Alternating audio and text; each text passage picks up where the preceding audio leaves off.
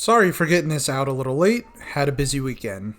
So I finally found some time to summarize my thoughts on the sequel to the Tim Burton classic. It is a classic, right? I think it is. I remember the original Beetlejuice being beloved when I was a kid. Cult classic maybe, I guess. Whatever. Like, subscribe, comment down below, and tell a friend if you haven't. And if you're new here, check out the rest of the channel, and let me know what you think. Let's dive into Beetlejuice, Beetlejuice.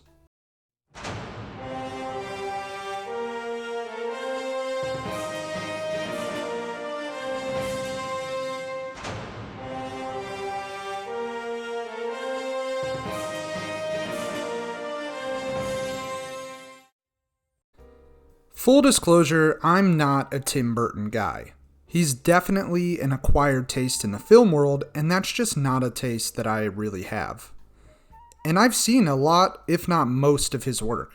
To me, the vast majority of his filmography lands on a scale somewhere between forgettable and bad. He does, however, have a few movies that I do really enjoy. Big Fish, Sweeney Todd, Edward Scissorhands, and of course the original Beetlejuice. I have to say, he hasn't put out a film in a long time that I've particularly enjoyed. And listen, I enjoyed Beetlejuice, but this isn't a movie that is going to stick with me for a long time after. And like most legacy sequels, I don't really see a need for it to exist other than financial gain. And this movie isn't terrible by any means, it's not even bad. Like most sequels that come decades after the original, it's just fine. There is a compelling narrative in here somewhere, there's just way too much going on. The sequel, like its predecessor, boasts multiple storylines. We have Astrid, played by Jenna Ortega, the daughter of Lydia from the original film. Astrid returns with Lydia to Winter River after the death of her grandfather. Astrid and Lydia are marred by an estranged relationship as Astrid spends most of her time at boarding school and has disdain for her mother's work. And we follow her as she encounters local boy Jeremy, who, in a twist, is dead. Secondly, we dive back into Lydia's life now, living a successful career as an on-screen medium, along with her soon-to-be husband and producer Rory. We watch as she tries to salvage not only what's left of her relationship with Astrid, but also her complete mess of a life. And lastly, there's Beetlejuice himself. For a character whose name is in the title not only once, but twice, he's honestly barely in this movie until the last 30 minutes. Which is a shame because after 26 years, Keaton hasn't missed a beat as this character. This thread continues on from the original, with Beetlejuice trying to devise a way to return to the living world to escape his vengeful, murderous wife. Now, all of these threads have interesting portions to them, but none of them get enough time to breathe. They're all given such short amount of screen time to make you care about any of them. And by the time they all collide in the climax, it's just too little too late.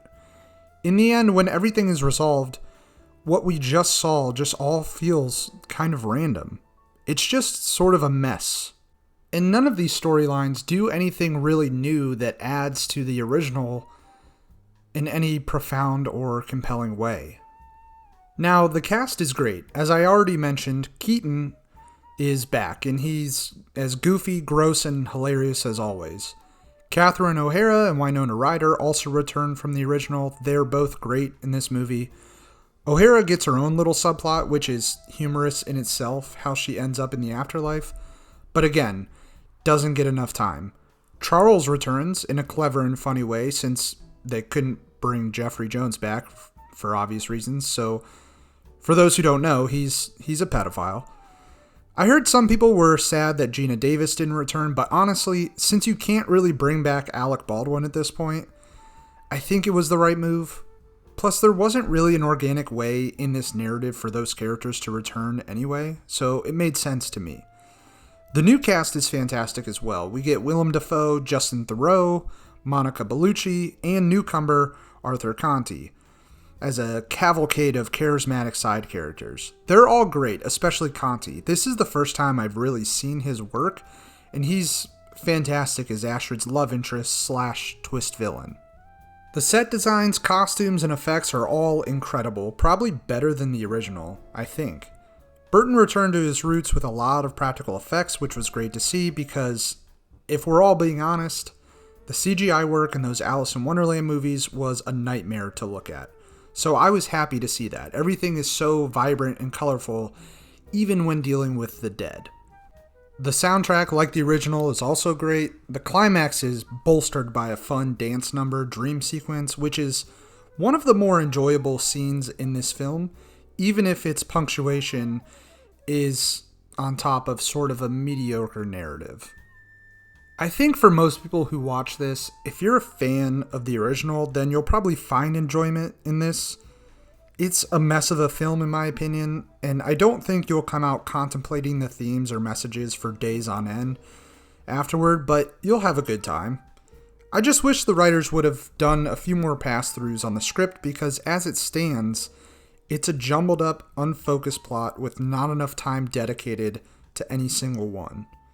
Like Dial of Destiny, Jurassic World, or Matrix Resurrections, this movie doesn't really justify its own existence, and that's my biggest problem.